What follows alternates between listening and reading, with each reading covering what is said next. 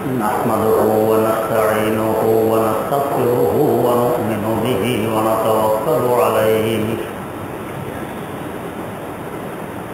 ونعوذ بالله من شرور أنفسنا ومن سيئات أعمالنا من يهده الله فلا مضل له ومن يضلله فلا هادي له ونشهد أن لا إله إلا الله وحده لا شريك له ونشهد أن سيدنا ونبينا ومولانا محمدا عبده ورسوله أرسله بالحق بشيرا ونذيرا وداعيا إلى الله بإذنه وسراجا منيرا صلى الله تعالى عليه وعلى آله وأصحابه وسلم تسليما كثيرا أما بعد فأعوذ بالله من الشيطان الرجيم بسم الله الرحمن الرحيم ما آتاكم الرسول فخذوه وما نهاكم عنه فانتهوا صدق الله مولانا العظيم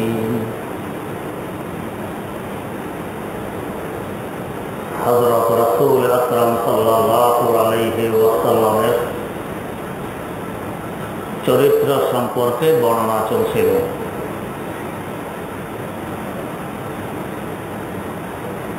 তার উত্তমতম চরিত্রের একটি বড় দিক অন্যকে যা কিছু করতে বলতেন আগে নিজে তা করতেন। এই নয় যে শুধু অন্যকে বলবো আমি নিজে করব না, আরাম আয়েশে থাকবো, এটা তার স্বভাবে ছিল না।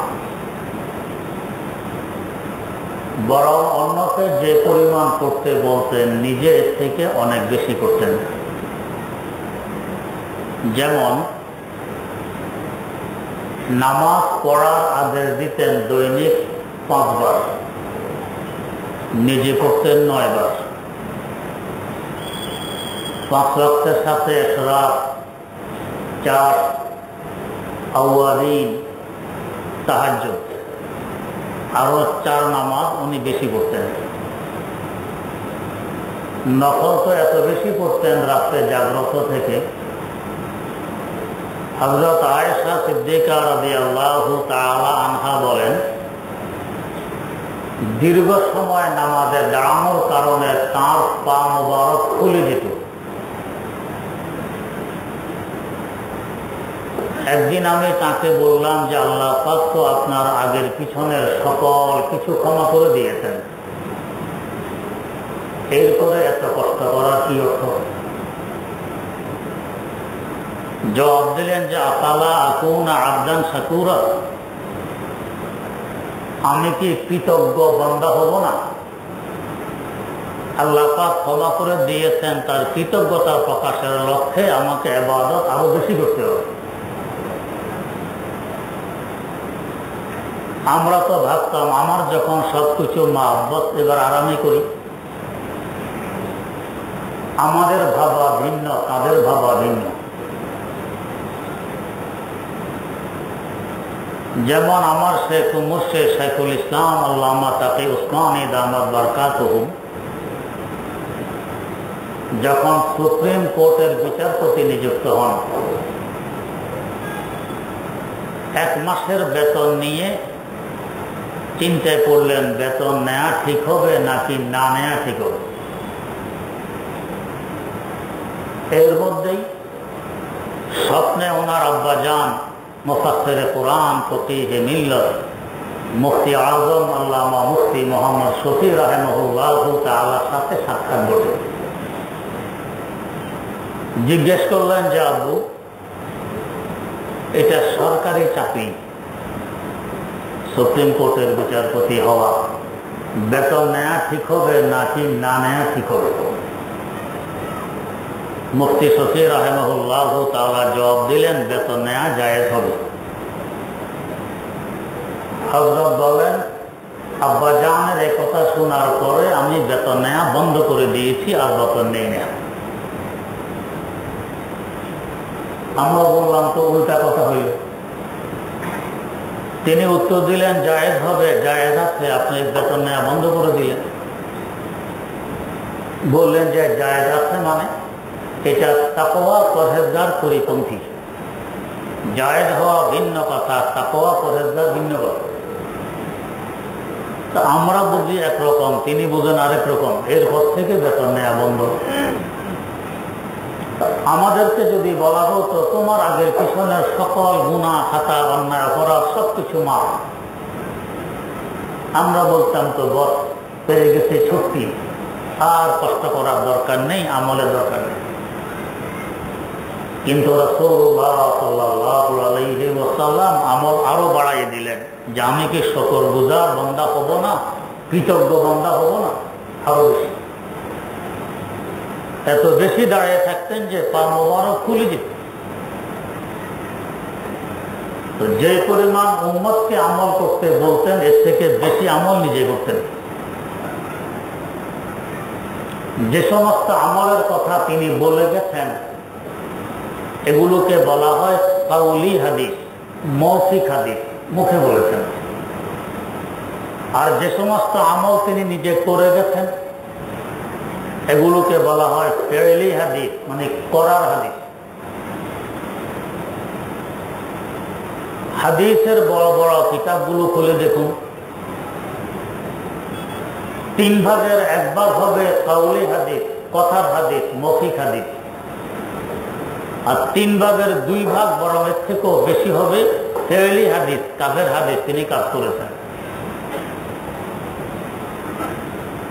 আমার এই ক্ষুদ্র জীবনে, ক্ষুদ্র স্টাডিতে যে সমস্ত কিতাবগুলো পড়ার সুযোগ হয়েছে হাদিসের কিতাব, আমার দেখা অনুযায়ী সবচেয়ে বড় কিতাব খণ্ড হিসাবে মুসনাদে আহমদ বিন হাম্বল রাহিমাহুল্লাহ। ইমাম বুখারী রাহিমাহুল্লাহু তাআলা উস্তাদ ইমাম আহমদ বিন হাম্বল রাহিমাহুল্লাহু তাআলার সংকলিত হাদিসের কিতাব, নাম হলো আল মুসনাদ। 52 খণ্ডের এই কিতাবটি আমাদের মাদ্রাসার লাইব্রেরিতেও আছে, আমার কাছেও আছে 52 খণ্ড। এরপরে যে কিতাবটি বড় দেখেছি, হাফেজ ইমাদউদ্দিন ইবনে কাসীর রাহিমাহুল্লাহু তাআলার সংকলিত হাদিসের কিতাব জামিউল মাসানিদ ওয়াস সুনান, 38 খণ্ড। এরপরের নম্বরে যে কিতাবটি দেখেছি ইমাম তাবরানী রাহিমাহুল্লাহু তাআলার সংকলিত হাদিসের কিতাব আল মুআজামুল কবীর, 35 খণ্ডে। এরপরের নম্বরে যে কিতাবটি বড় দেখেছি ইমাম বুখারী রাহিমাহুল্লাহু তাআলার আরেকজন উস্তাদ ইমাম আবু বকর ইবনে আবি শায়বা রাহিমাহুল্লাহু তাআলা সংকলিত হাদিসের কিতাব, নাম হলো আল মুসান্নাফ, 25 খণ্ডে। এরপরের নম্বরে যে কিতাবটি বড় দেখেছি ইমাম বাইহাকী রাহিমাহুল্লাহু তাআলার সংকলিত হাদিসের কিতাব আস-সুনানুল কুবরা, 24 খণ্ডে। এরপরের নম্বরে যে কিতাবটি বড় দেখেছি শেখ আলী আল মুত্তাকি রাহিমাহুল্লাহু তাআলার সংকলিত হাদিসের কিতাব কানজুল উম্মাল, 18 খণ্ডে। এই কিতাবটির একটি বৈশিষ্ট্য, কথার হাদিসগুলো ভিন্ন এবং কাজের হাদিসগুলো তিনি ভিন্ন উল্লেখ করেছেন। প্রত্যেক অধ্যায়ে কথার হাদিস ভিন্ন, কাজের হাদিস ভিন্ন। খুলে দেখুন কথার হাদিসের তুলনায় কাজের হাদিস কত বেশি। এরপরের নম্বরে যে কিতাবটি বড় দেখেছি ইমাম বাইহাকী রাহিমাহুল্লাহু তাআলা আরেকটি সংকলিত কিতাব মা'রিফাতুস সুনান ওয়াল আসার, 15 খণ্ডে। এরপরের নম্বরে যে কিতাবটি বড় দেখেছি ইমাম আব্দুর রাজ্জাক রাহিমাহুল্লাহু তাআলার সংকলিত হাদিসের কিতাব মুসান্নাফে আব্দুর রাজ্জাক 10 খণ্ড। আরেকটি কিতাব হাফেজ নুরউদ্দিন আল হাইসামি রাহিমাহুল্লাহু তাআলার সংকলিত হাদিসের কিতাব মাজমাউজ যাওয়ায়েদ ওয়া মানবাউল ফাওয়ায়েদ 10 খণ্ড। এরপরে যে কিতাবটি বড় দেখেছি সহিহ ইবনে হিব্বান, ইমাম ইবনে হিব্বান রাহিমাহুল্লাহু তাআলার সংকলিত সহিহ হাদিসের কিতাব 7 খণ্ড। এই বড় বড় হাদিসের কিতাবগুলো খুলে দেখুন, 3 ভাগের 1 ভাগ হবে কথার হাদিস আর 2 ভাগ হবে কাজের হাদিস। কাজ বেশি, কথা কম। তার এটা নিয়ম ছিল, স্বভাব ছিল, যা কিছু করতে বলবো আগে নিজে করব, অন্যদেরকে যে পরিমাণ করতে বলবো আমি এর থেকে বেশি করব। অন্যরা অটোমেটিক উদ্বুদ্ধ হইতেন যে এটা আমাদেরও করা দরকার, আর আমি করব না তোমরা করো। এই কথার প্রভাব পড়বে না, আসার হবে না, অন্তরে এটা ডুববে না। কেউ নিজে করে না, আমাকে করতে বলে কেমন কথা, বরং সমালোচনা করবে। এটাই বাস্তবে নিয়ম। কোনো কিছু যদি কাউকে করতে বলা হয়, তার আগে নিজে করে দেখাই এলো, কাজের মাধ্যমে সে অটোমেটিক করবে। নিজে না করে করতে বললে এটা অন্তরে সাধারণত গ্রহণ করে না, করতে চায় না। আমাদের কওমি মাদ্রাসায় একটি কিতাব পড়ানো হয়, আরবি সাহিত্যের কিতাব। কিতাবের নাম কালিউবি। এই কিতাবে একটি ঘটনা উল্লেখ আছে। আব্বাসী খলিফাদের মধ্যে সবচেয়ে প্রতাপশালী খলিফা, খলিফাতুল মুসলিমিন হারুনুর রশিদের ঘটনা। পরহেজগার, মুত্তাকি এবং আলেম দোস্ত খলিফা ছিলেন। এলেমকে খুব ভালোবাসতেন, আলেম ওলামাকে খুব ভালোবাসতেন। গুরুত্বপূর্ণ কোনো কাজ করার আগে কোনো বিজ্ঞ আলেমকে জিজ্ঞেস করে নিতেন এই কাজটি করবো কিনা। বিশেষ করে ইমাম দারুল হিজরা ইমাম মালিক রাহিমাহুল্লাহু তাআলাকে জিজ্ঞেস করতেন এই কাজটি করবো কিনা। উনি হ্যাঁ বললে করতেন, না বললে করতেন না। তাই যতদিন জিন্দা ছিলেন ততদিন তার ক্ষমতাও ছিল। শেখ সাদি রহমতুল্লাহ আলাইহি লিখেছেন, যদি কোনো ক্ষমতাসীন ক্ষমতায় দীর্ঘ সময় থাকতে চায়, এটার জন্য সুন্দর তদবির, আলেম ওলামার সেবা করো, তাদের পরামর্শ নিয়ে ক্ষমতা পরিচালনা করো, দীর্ঘদিন থাকতে পারবে। বাদশাহ আওরঙ্গজেব আলমগীর রাহিমাহুল্লাহ 52 বছর ক্ষমতায় ছিলেন। কারণ কি? আলেম ওলামার সেবা করতেন, তাদের পরামর্শ নিয়ে রাষ্ট্র পরিচালনা করতেন, যার দরুন ইন্তেকাল পর্যন্ত ক্ষমতায় ছিলেন 52 বছর। তো বাদশাহ হারুনুর রশিদ বড় মুত্তাকি, পরহেজগার, দিনদার, আলেম দোস্ত, আলেমদেরকে খুব বেশি ভালোবাসতেন। ওই যুগ ছিল দাসদাসীর যুগ, দেখা কিনা হয়তো গোলাম বান্দি। ওনারও এরকম দাসদাসী ছিল। একজন দাসীকে খুব বেশি ভালোবাসতেন। এই ভালোবাসার খবর মন্ত্রী মিনিস্টারদের কানেও পৌঁছে। এরা কানাঘুষা করে এই বিশাল রাজ্য বাদশাহ, যে রাজ্যের আয়তন ছিল 53 লক্ষ বর্গ মাইল। কত সুন্দরী যুবতী আছে, তরুণী আছে, আর এই বান্দি। এরপর আবার কুস্তি, কালা কুলঞ্জি, কালো, তেমন রূপ নেই, রং নেই, চেহারা নেই, একে ভালোবাসে। এটা কেমন কথা? মন্ত্রী মিনিস্টারদের কানাঘুষার ফুসফাস আওয়াজ বাদশার কানেও মাঝে মধ্যে পৌঁছে। এরা সমালোচনা করে, আমি এই কালিখালি কুস্তি বাঁধিকে কেন ভালোবাসি, সুন্দর যুবতী আর দেখিনি, আমার বিশাল রাজ্য। কিন্তু ভালোবাসার মূল উপকরণ রূপ নয়, গুণ। ওইটা হলো আসল জিনিস। যাদের রুচি ভালো থাকে এরা গুণ দেখে ভালোবাসে, রূপ দেখে নয়। सीरत से नजर चाहिए सूरत से ज्यादा, सीरत से नजर चाहिए सूरत से ज्यादा। সুরত আজকে আছে তো কালকে নেই। এক মুরিদ এক পীরের কাছে মুরিদ হয়েছে, তো এক কামরায় থাকতে দিয়েছে যাতে ওজিফা ইত্যাদি ঠিকভাবে আদায় করতে পারে। খাবার দিয়ে যাইতো পীরের একজন দাসী বান্দি, খাবার দিয়ে চলে যেত। মুরিদ খাওয়ার পরে দাসী এসে আবার বাটি গুটি নিয়ে যেত। কিছুদিন পর এই দাসীর উপরে এই মুরিদের নজর পড়ে, দৃষ্টি পড়ে, ভালোবাসা আরম্ভ করে। পীরের কানে গিয়ে পৌঁছেছে। পীর দাসীকে একদিন জুলাপ খাওয়াই দিল আর বলল, এখন তোমার পাতলা পায়খানা হবে। একটি পট দিয়ে বলল, এই পটের মধ্যে পায়খানা করবে, ফেলে দিবেন। সারাদিন পাতলা পায়খানা। এরপর ওষুধ দিয়ে আবার বন্ধ করা হইল। এখন চোখ চলে গেছে করলে, চেহারার মধ্যে আগের লাবণ্যতা নেই, মূর্ছা মূর্ছা ভাব। দাসী খাবার নিয়ে আসছে। মুরিদ দেখে, এই তোমার এই চেহারা, সব এখান থেকে যাও। একটু পরে মুরিদ পীর ওই পট নিয়ে আসছেন যে পটে এই দাসীর ময়লা পায়খানা। মুরিদ পীর বলছে, এই নাও, এটা হলো তোমার ফেমাস পট, এখানে আমি জমা করে রেখে দিয়েছি।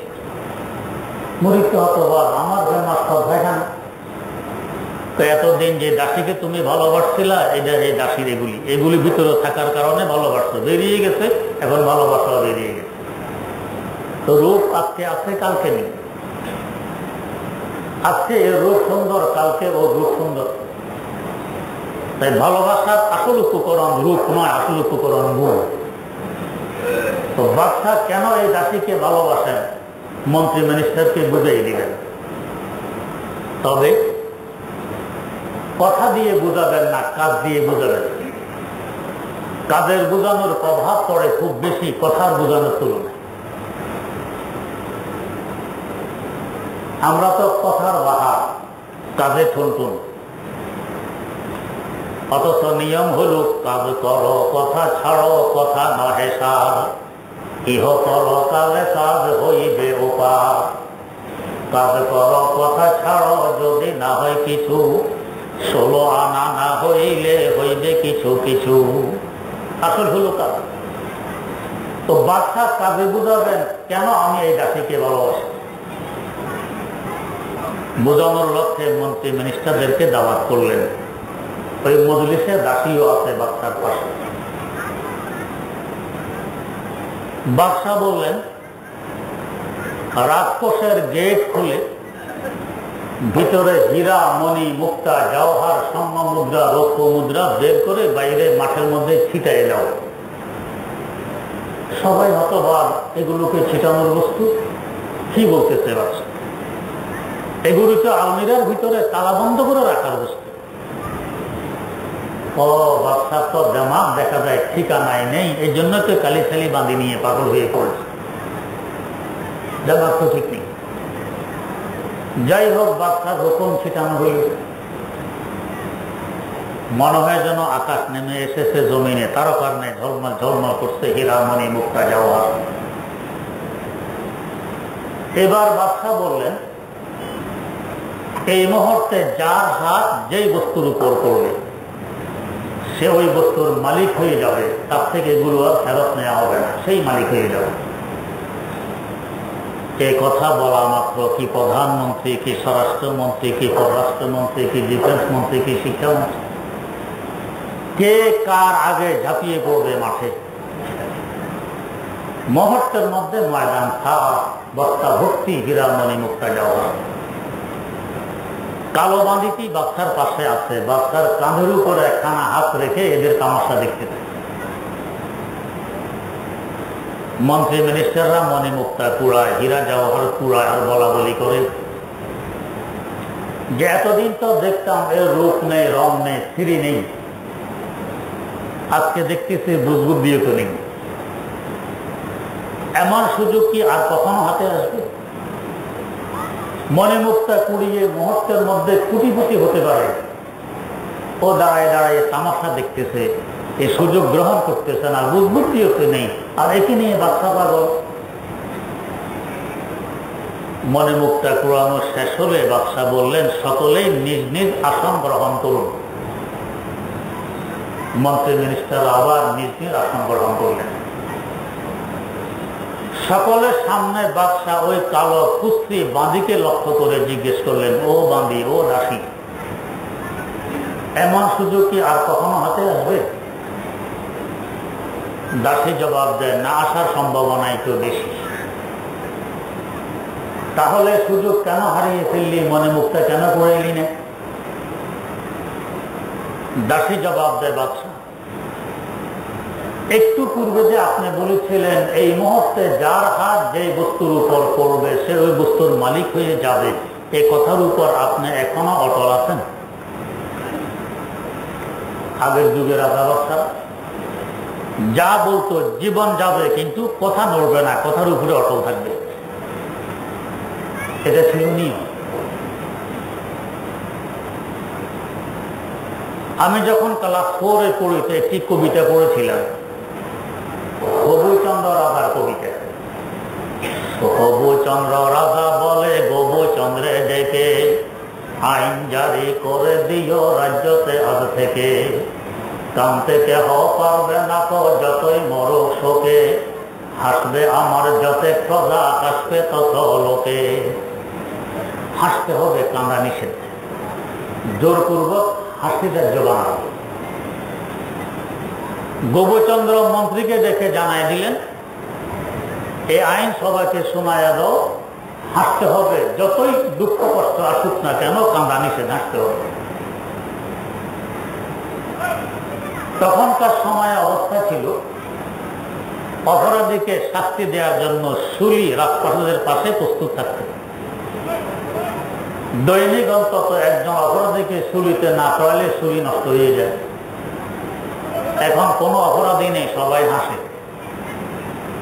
মন্ত্রী এসে জানাইল, রাজামশাই কোনো অপরাধী নেই, সবাই হাসে, শুলি নষ্ট হতে চলছে, শুলি রক্ষা করার কি বুদ্ধি?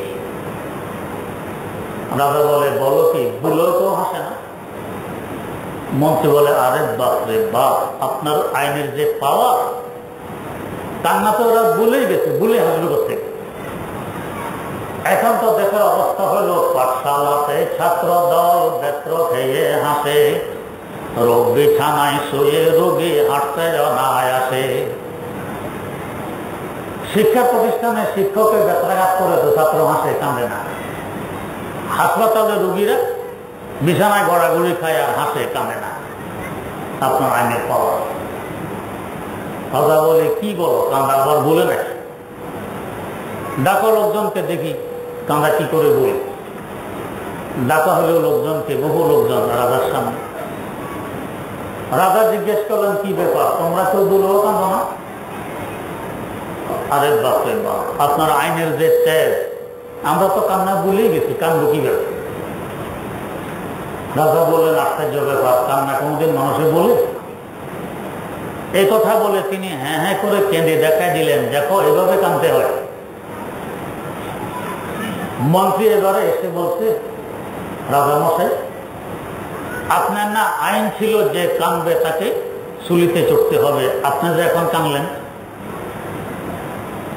করতে নিতেছে। আমরা বলে কি করতাম, সংসদ ডেকে দিতাম আইন পরিবর্তন করে। রাজা বললেন কি?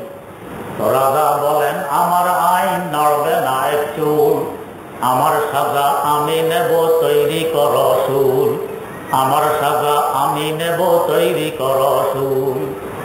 আমার আইন বলবৎ থাকবে, আইন নড়বে না, সুর প্রস্তুত করো, আমি তৈরি আছি, শুলিতে চড়াই।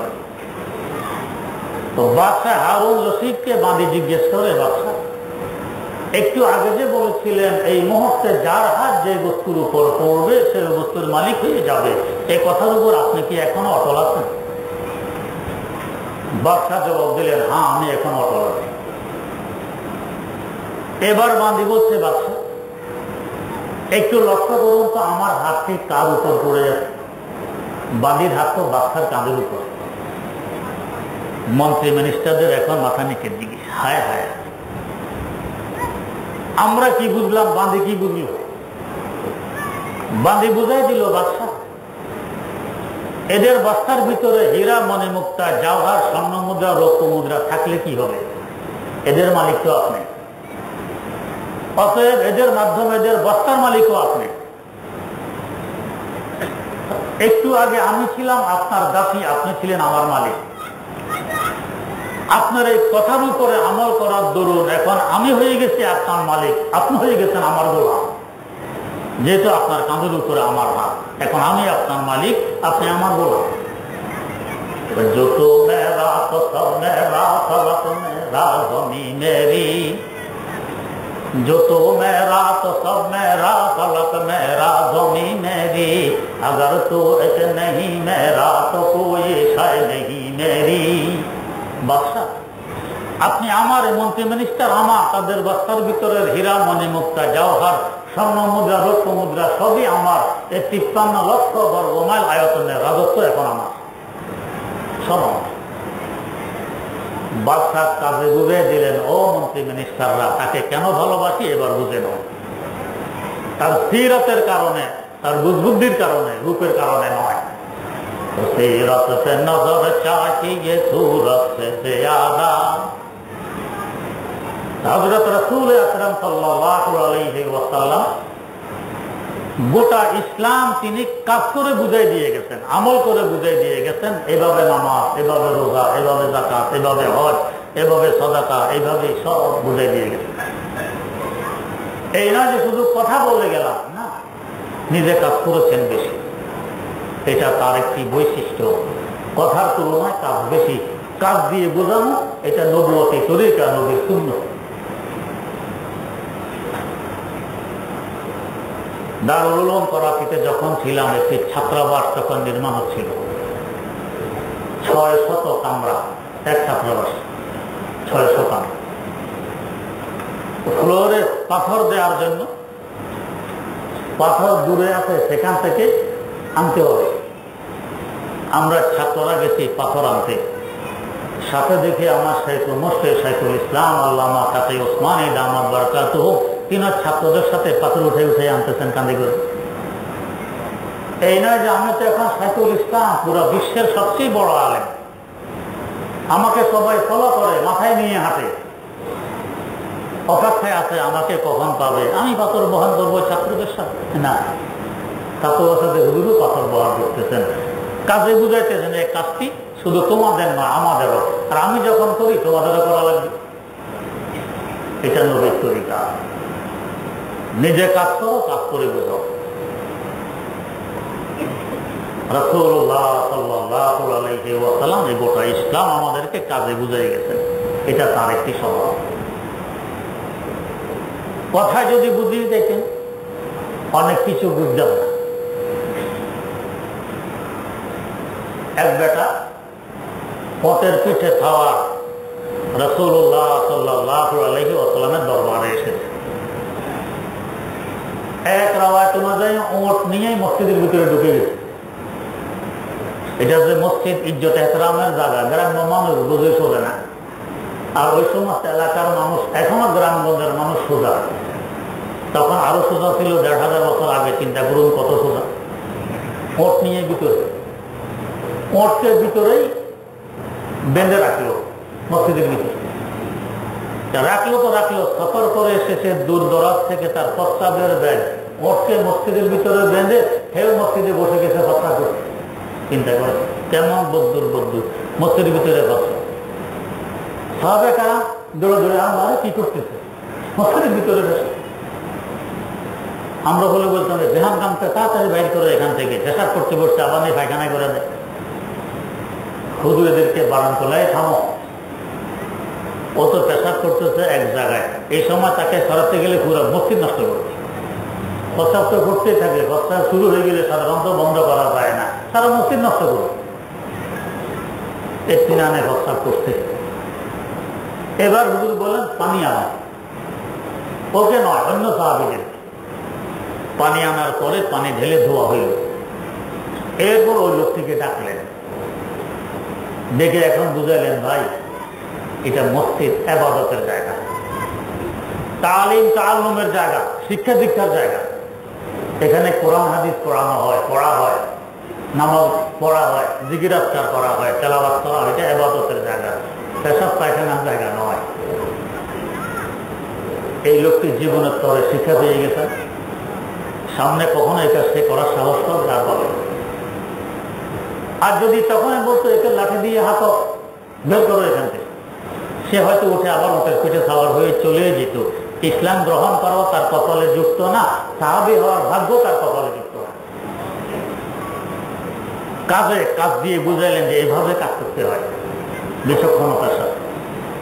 রাসূলুল্লাহ সাল্লাল্লাহু আলাইহি ওয়াসাল্লাম, এটা হলো আখলাক, এটা হুজুরের মহান চরিত্র, কাজ দিয়ে বোঝা। আল্লাহ রাব্বুল আলামিন আমাদেরকে বোঝার তৌফিক দান করুন। সুবহানাল্লাহি ওয়া বিহামদিহি, সুবহানাকাল্লাহুম্মা ওয়া বিহামদিক, আশহাদু আল্লা ইলাহা ইল্লা আনতা, আস্তাগফিরুকা ওয়া আতুবু ইলাইক।